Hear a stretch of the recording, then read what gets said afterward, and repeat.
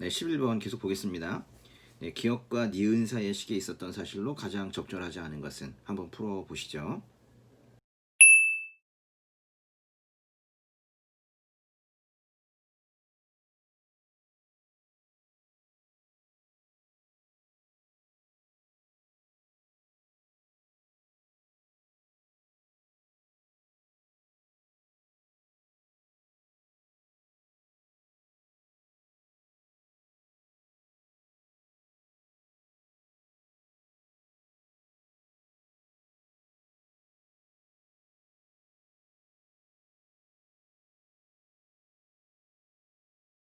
신참팔도 지리지를 편찬했다.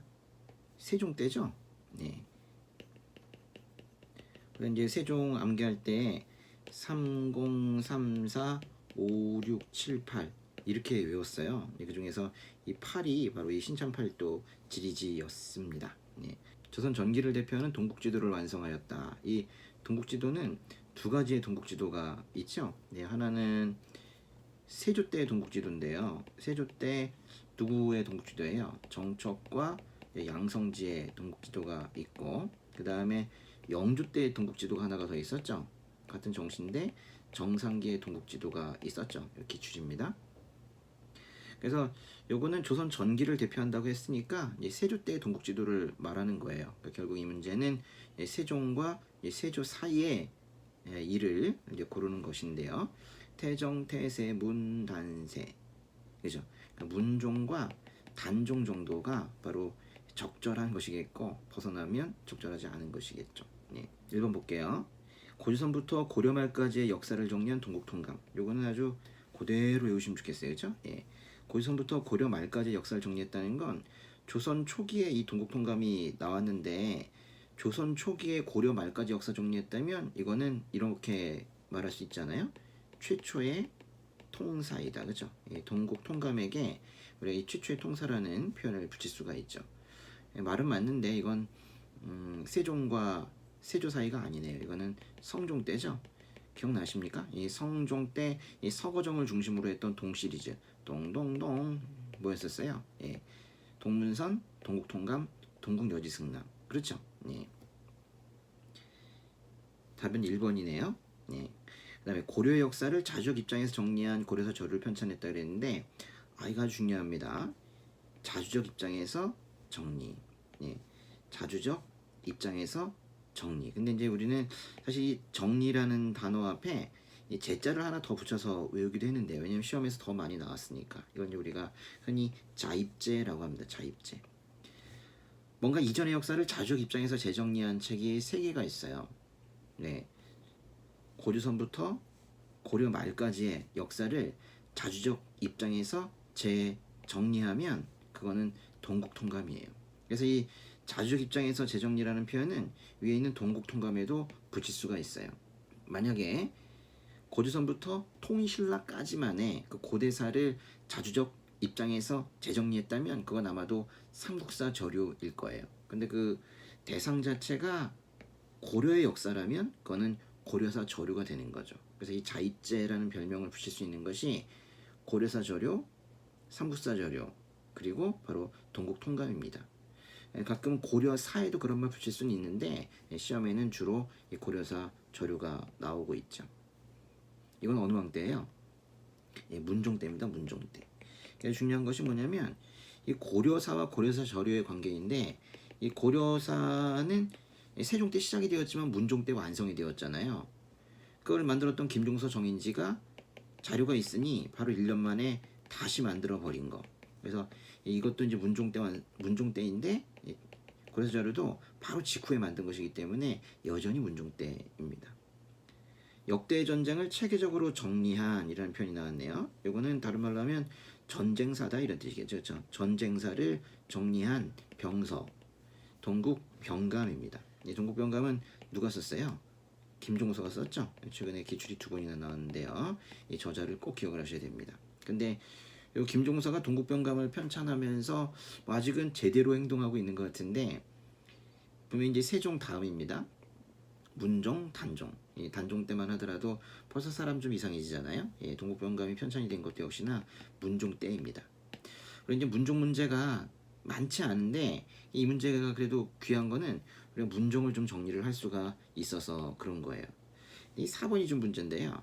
우리 풍토에 알맞은 약재와 치료 방법을 개발하여 정리한 향약 집성방을 편찬했다 그랬어요.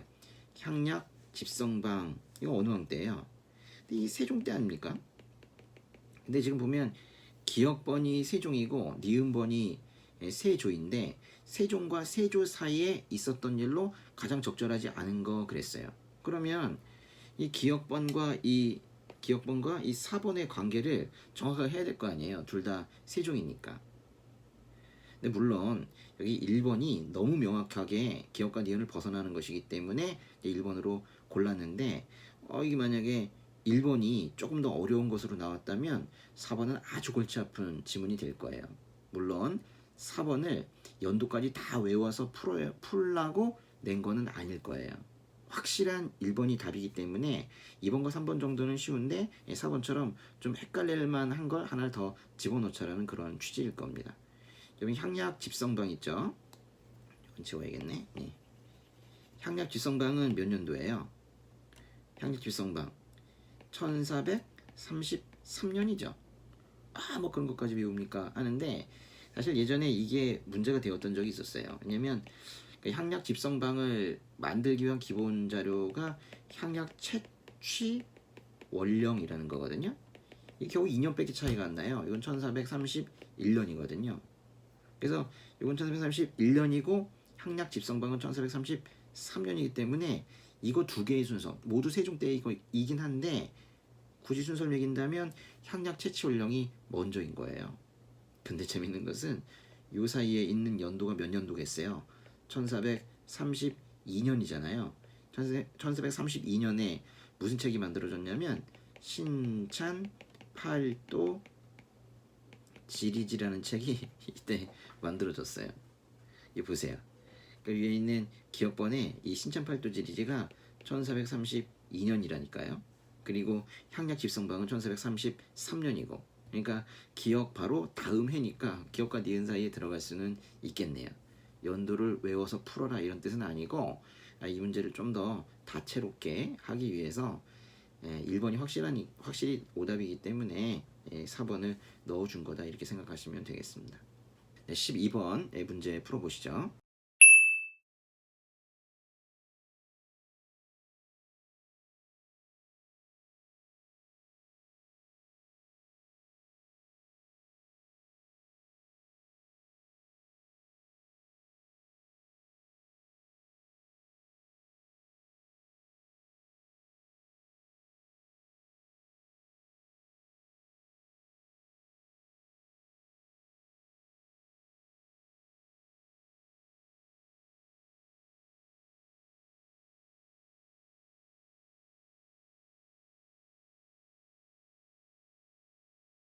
네, 보겠습니다. 조선시대 호적에 관련된 문제인데 조선시대 호적 문제는 많지 않습니다. 사실은 호적 문제는 거의 고려시대 문제인데요. 요거는 좀 이따 푸시고 일단은 고려시대의 호적 문제에서는 주로 뭐가 나와요? 그 호적을 기록하는 순서 있죠. 연령순으로 호적을 기록하죠. 연령순으로. 이게 말하자면 이제 태어난 순서대로 태어난 순서대로 누나가 먼저 태어나면 당연히 누나가 먼저가 기록이 되겠죠. 호적 족보 뭐 다 같은 그런 취지입니다. 연령 순으로 기록한다. 근데 이거보다 더 중요한 게 있습니다. 뭐예요? 고려 호적 문제에선 꼭 나오는 거. 고려 호적 문제뿐만이 아니라 뭐 혼인 문제 이런 문제에서도 꼭 나오는 표현이 있어요. 바로 이 사위인데요. 사위가 처가의 호적에 입적되기도 하였다. 요거 그대로 나옵니다. 이 표현이. 요거를 이번에 좀 외우세요. 근데 이건 언제라고요? 이거는 고려라고요. 고려. 그렇죠? 사위가 처가의 호적에 입적하기도 하였다. 이 문제 풀어보겠습니다. 이 문제는 조선시대 호적 문제입니다. 국가는 재정이 토대가 되는 수치체제를 운영하기 위해 토지대장인 양안, 인구대장인 호적을 작성했다. 이 양안과 호적은 세트인데요. 늘 같이 다니죠. 양안이 오히려 토지대장이고 양전사업 할 때도 양자를 쓰잖아요. 인구대장은 호적입니다. 근데 호적은 우리 보통 이제 3년마다 작성하는데 이게 기억번에 있네요, 그죠? 호적은 3년에 한 번씩 작성을 합니다. 이를 근거로 전세 공납역을 백성에게 부과한대요. 여러분, 이 양안과 호적을 작성을 해서 결국 이 전세 공납역 구격인데요. 이거를 이제 백성에게 부과한다는 요거 두 줄 있죠, 두 줄. 요게 이제 조선시대 호적 문제가 나오면 요게 답이 되기도 하는 거예요. 요거는 이미 기출 문장입니다. 이런 거예요. 아주 간단하게 양안과 호적을 근거로 전세 공납역을 부과하였다. 이렇게 나와요. 요 이제 색깔칠한 것만 읽어보세요. 양안과 호적을 근거로 전세 공납역을 부과하였다. 이 문장은 이제 조선시대 호적 문제에서 나올 거예요.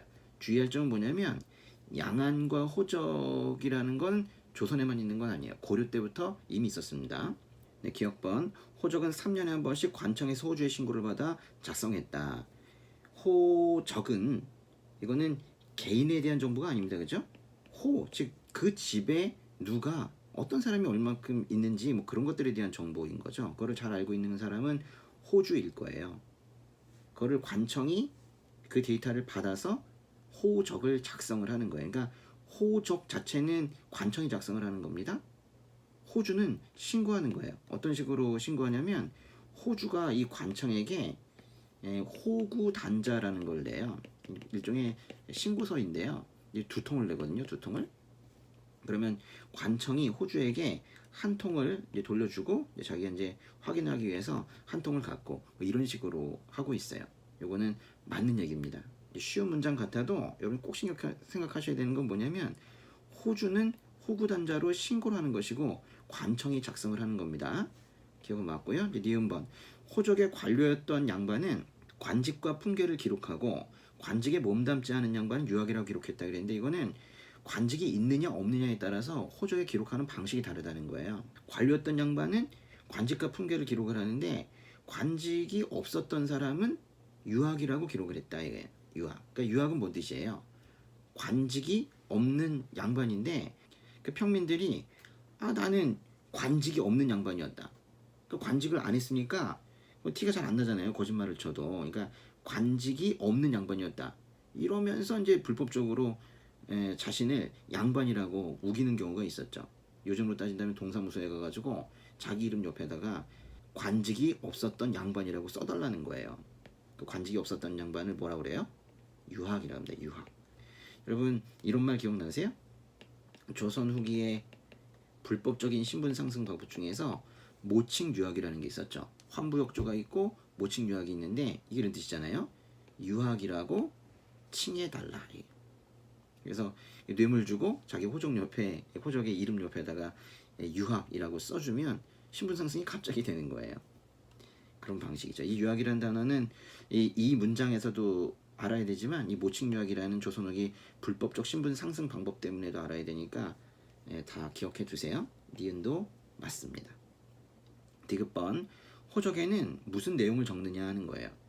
이 호적은 이 가정에 대한 얘기이기 때문에 그 집이 어디에 있는지 이건 기본적으로 들어가야 될 거예요. 그리고 가장 중요한 정보는 호주에 대한 정보이겠죠. 기본적으로 호적에 적는 것은 호주의 이름 또 호주의 나이입니다. 그래서 이름과 나이는 기본적으로 들어가고 그 사람이 만약에 관직을 얻고 있었다면 직역, 이게 이제 official work잖아요. 직역, 무슨 공무를 했었는지 이 세 가지가 바로 가장 기본적인 정보입니다.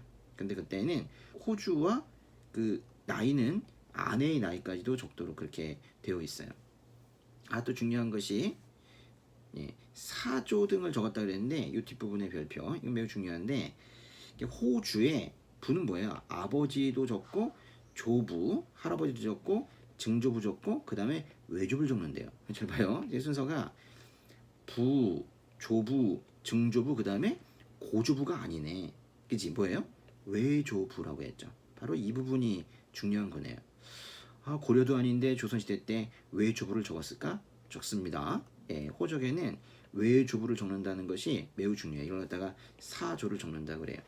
제가 왜 특별히 이 부분은 제가 강조를 드리냐면 다른 것들은요 사실 기출문장이 아닌데 요 이제 두 번째 줄 있죠? 요 사조를 적는다는 거, 부조부, 증조부, 외조부 적는다는 건 이거는 2008년도에 국가직 7급에서 정답으로 나왔던 거예요. 그때 문제 자체가 이랬어요.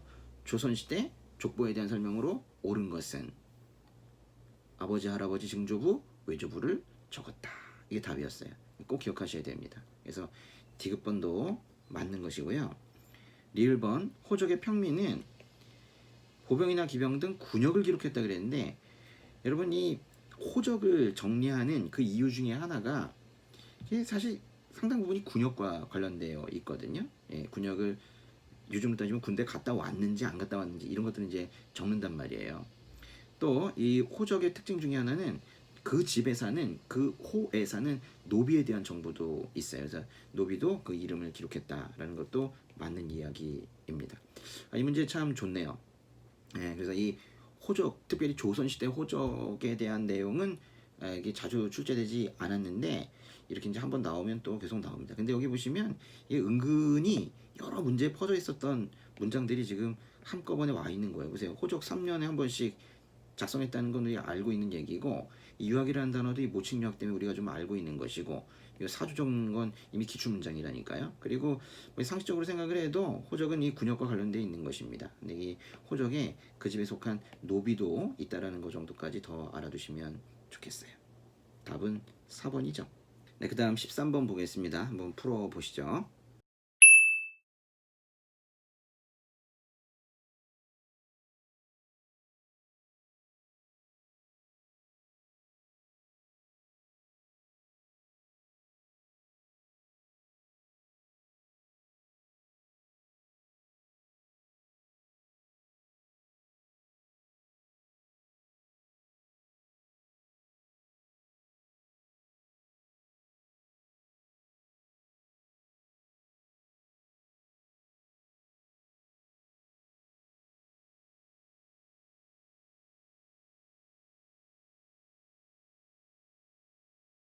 네, 보겠습니다.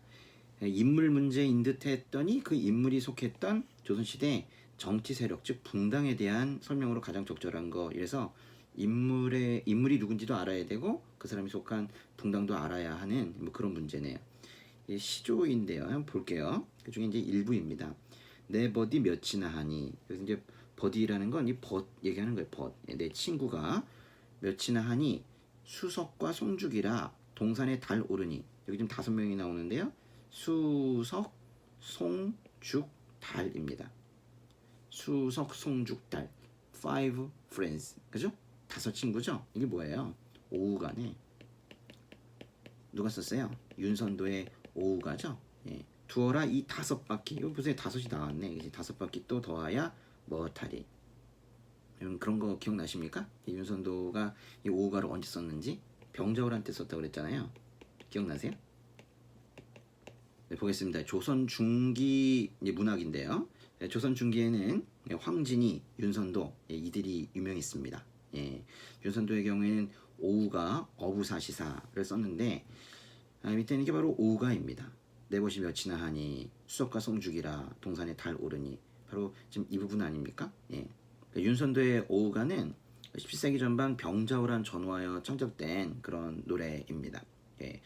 그 얘기 기억나시죠? 그 병자호란 때 인조가 이제 피난을 가는데 윤선도가 같이 도망을 가다가 너무 빨리 도망가서 혼자만 도망가고 인조는 뒤에 남겨두었다가 나중에 왕을 제대로 호위하지 않았다는 이유로 왕따 당했다고 그랬잖아요. 그러면서 아이고 다들 나한테 등을 돌리는데 물돌 소나무 대나무 달 너희 이 5 친구만 나의 진정한 친구구나 이러면서 눈물 흘리며 불렀던 노래가 바로 이겁니다.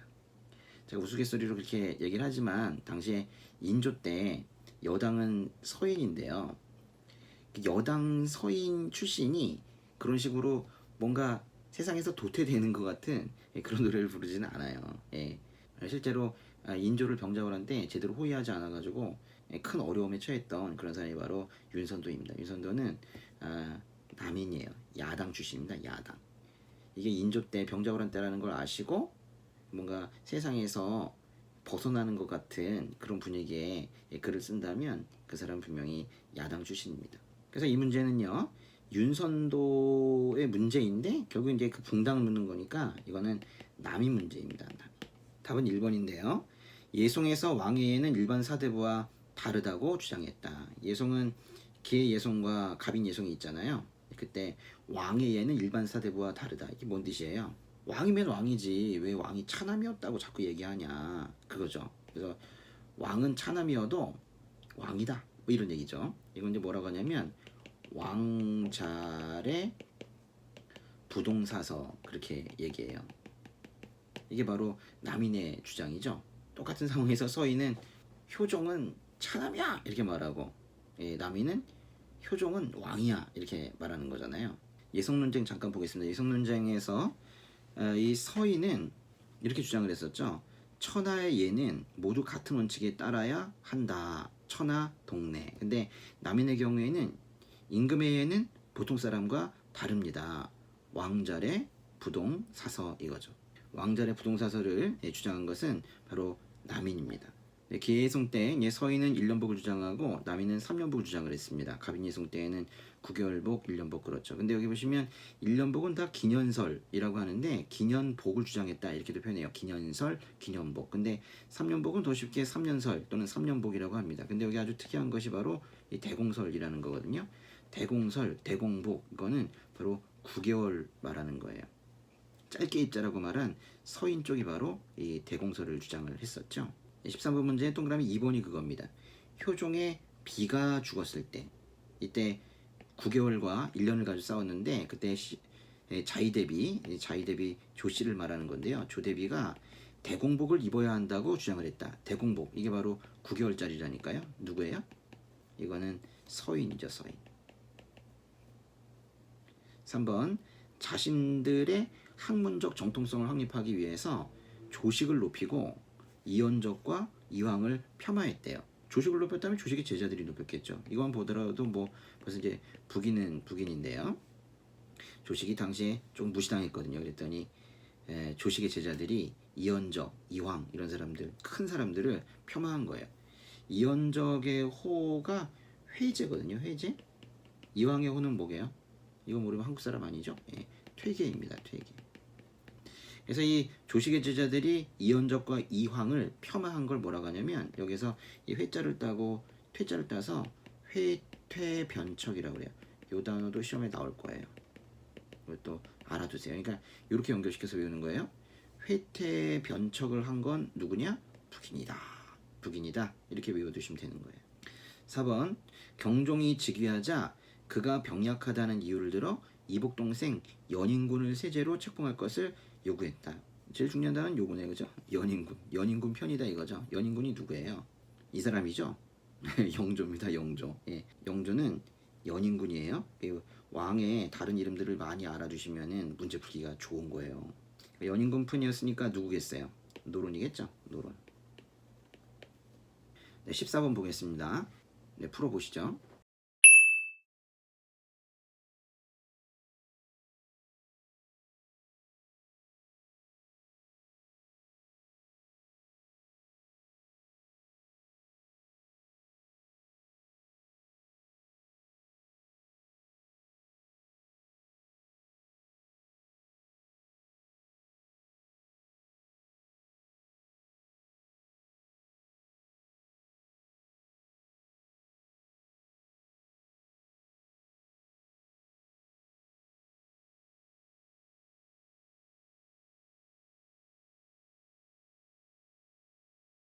답은 4번입니다. 영조 문제죠. 다음과 같은 내용의 교서를 발표했다 그랬는데 이렇게 나오면 이 다음의 내용은 분명히 교서입니다. 그래서 이런 단어들도 놓치지 말고 보시면 좋겠어요. 근데 여기에 특별히 그때 세 번째 줄에 보니까 탕평의 정신으로 하라 그랬어요. 그러면 탕평 교서이겠죠. 그 내용을 일단 아직은 안 봤는데도 이것만 가지고도 우리는 영조인 거 알 수가 있어요. 영조도 정조도 모두 탕평 정책을 했지만은 이 탕평 교서를 내린 건 영조밖에 없습니다. 탕평 교서와 탕평비 이 두 가지 표현, 탕평 교서, 탕평비는 영조에게 쓰는 말이에요. 내용 좀 보시면은 우리나라는 원래 땅이 없어하여 인재 등용의 문도 넓지 못하였다. 근데 근래에 와서 인재 임용이 당에 들어있는 사람만으로 이루어지고, 그러니까 자기 편만 지금 임용이 되고 있나 봐요. 조정의 대신들이 서로 공격하여 공론이 막히고 서로를 반역자라 지목하니 이런 표현들이 중요한 거예요. 이 영조 때는 당과 당 사이의 대립이 너무 심해서 상대당을 반역자라 하고 또 뭐라고 그랬어요? 상대당을 역적이라고 불렀죠. 역적. 또 역당이라고 불렀습니다. 상대당을 이렇게 상대를 역적, 역당이라고 부르는 정도 수준, 이런 문장이 나오게 되면 영조로 푸세요. 그런데요, 요 앞에 이런 말이 붙을 수 있습니다. 붕당의 폐해가 요즘보다 뒤로 보내야 되겠네. 요즘보다 심한 적이 없었다. 붕당의 폐해가 요즘보다 심한 적이 없다. 그러니까 요즘이 제일 심하다라는 거죠. 사실은 이 글이 이 표현으로 시작되는 경우들이 더 많죠. 그리고 이제 그 뒤에 그 상대당을 역적이나 역당으로 부른다. 이제 이런 말이 나오고 뒤에 붙는 말이 지금 이 사료인 거예요. 일단은 이 붕당의 폐해가 요즘보다 심한 적이 없다.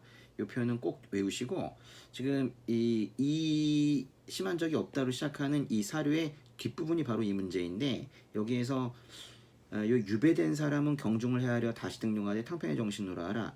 요 정도까지 좀 외워두시면 이건 좋을 것 같아요. 이 탕평 문장은 이건 꼭 줄 테니까 그 앞에 있는 유배된 사람도 경중을 헤아려 다시 등용하되 라는 말이 붙어 있다는 거. 사실은 여기부터만 또 시험에 한번 나온 적이 또 있었어요. 영조는 신문고 제도를 부활시키고 태종이 만들고 영조가 부활시킨 게 바로 신문고 제도죠. 그리고 동국 문헌비고 등을 편찬해서 문물과 제도를 정비했다 그랬는데 이 동국 문헌비고 아주 중요한 거죠. 특별히 영조가 국가적인 사업으로 편찬한 것이 바로 동국 문헌비고입니다. 한국학 백과사전이라고 별명을 붙였던 동국 문헌비고. 이건 좀 봐야 되겠다. 그죠? 동국 문헌비고는 누가 쓴 거예요? 홍봉한 있었죠. 정조의 할아버지가 왕일 때 정조의 외할아버지인 홍봉한이 쓴 거죠. 영조 때인데요. 읽어보세요. 우리나라 역대 문물을 정리한 한국학 백과사전, 영조 때 국가적 사업으로 편찬했다. 그래서 왕 문제에서는 이 왕이 여기에 크게 개입되어 있기 때문에 내기가 참 좋은 거예요. 답은 그래 4번이었고요. 1번 문물제도의 정비를 반영한 탁지지 등을 편찬했다 그랬는데 정조죠. 이 탁지지랑 여러분이 꼭 같이 알아두셔야 되는 게 바로 이 추간지인데요. 추간지. 정조는 이게 육조에 관련된 책을 아주 중시 여겼던 것 같아요. 일단은 탁지지는 육조 중에서 뭐와 관련된 거예요? 나중에 그 1차 가보기에 가보면 탁지 아문 뭐 이런 말 나오잖아요. 이건 이제 재정 쪽이니까 호조 관련된 문서가 탁지지입니다. 추간지는 육조 중에 뭐랑 관련되어 있는 거예요? 천지, 춘하, 추 다섯 번째 거네요. 이호, 예병, 형 형조죠. 형조 소관사례 모음집이 바로 추간지입니다. 둘 중에 하나가 나올 수 있어요. 정조였습니다. 초계문신제 정조고 통공정책 정조고에 나머진 다 정조죠. 늘 나오는 패턴입니다. 그죠? 영조의 오답 정조. 그렇죠? 네, 15번 풀어보시죠.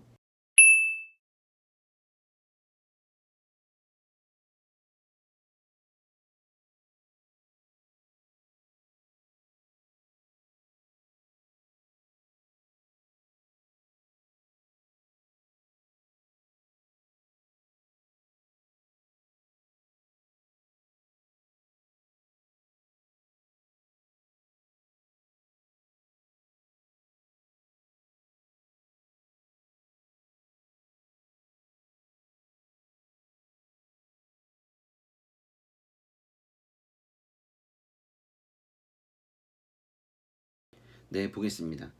우리가 이제 암기식을 가지고 이런 것들을 풀으려면 문제와 문제 사이에 좀 여백이 있어야 되는데 보세요. 너무 없죠, 그죠? 그죠? 이 문제를 풀 때의 그 자리는 좀 만들어줬으면 좋겠어요. 예. 이 1894년 동학농민운동 이 순서 문제인데요. 일단 우리 암기했었던 순서들 한번 점검해 보도록 하겠습니다. 예. 삼복보 이렇게 시작했죠. 삼복보 고 삼복대 보고 초복 중복 말복대 보고 친구를 만났는데요. 삼복대 보고 자꾸 그 삼계탕 아닌 딴 걸 먹겠다고 그래요. 무황파전, 유기농이라고 하면서 이 파전을 먹겠다고 그래요. 싫다고 그랬더니 끝까지 먹겠다고 그래요.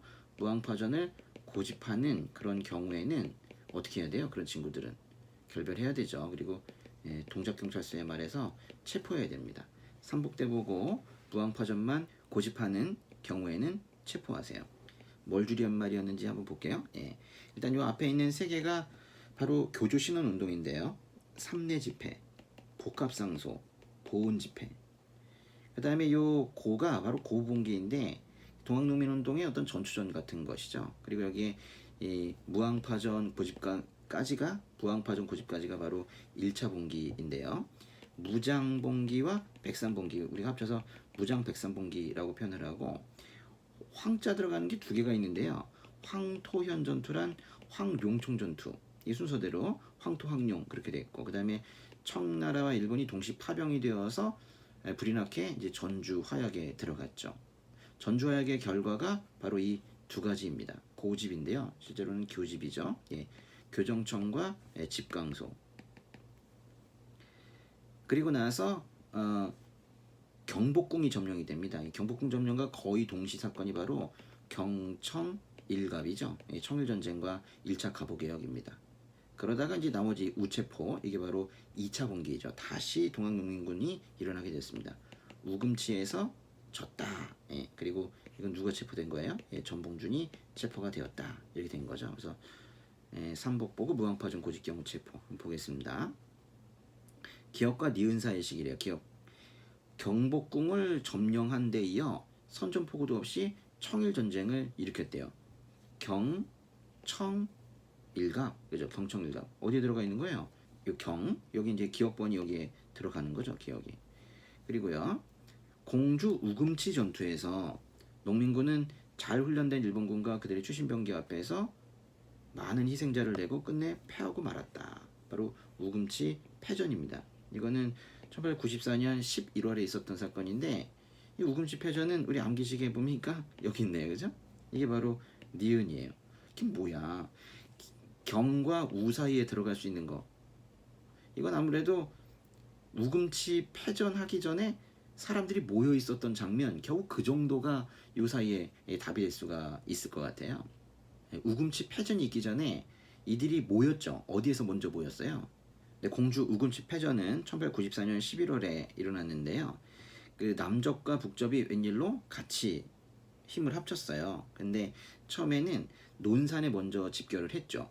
그 후에 공주로 가서 우금치에서 진 거죠. 그래서 우금치 패전의 바로 직전 사건이 만약에 있다면 그거는 논산 집결일 거예요. 이 문제의 답도 그겁니다. 여기 보시면은 2번에 손병희의 북접과 전봉준의 남접이 충청도 논산에서 합류했다. 그래서 우금치로 이동을 했다가 졌다. 그런 얘기죠. 답은 2번입니다.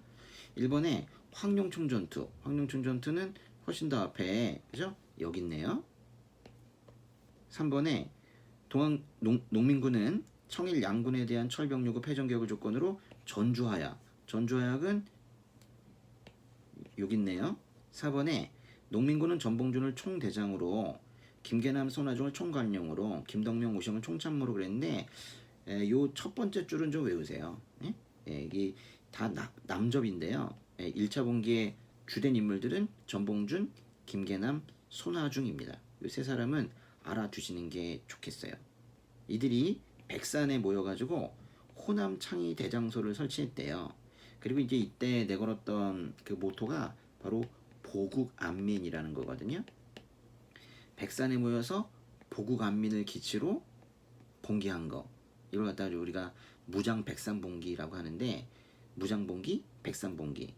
이 백산봉기, 이것이 바로 본격적인 1차 봉기의 시작이거든요. 바로 이 부분인 거죠. 네, 이 문제 계기로 해서 동학농민운동 순서 다시 한번 정리하시기 바랍니다.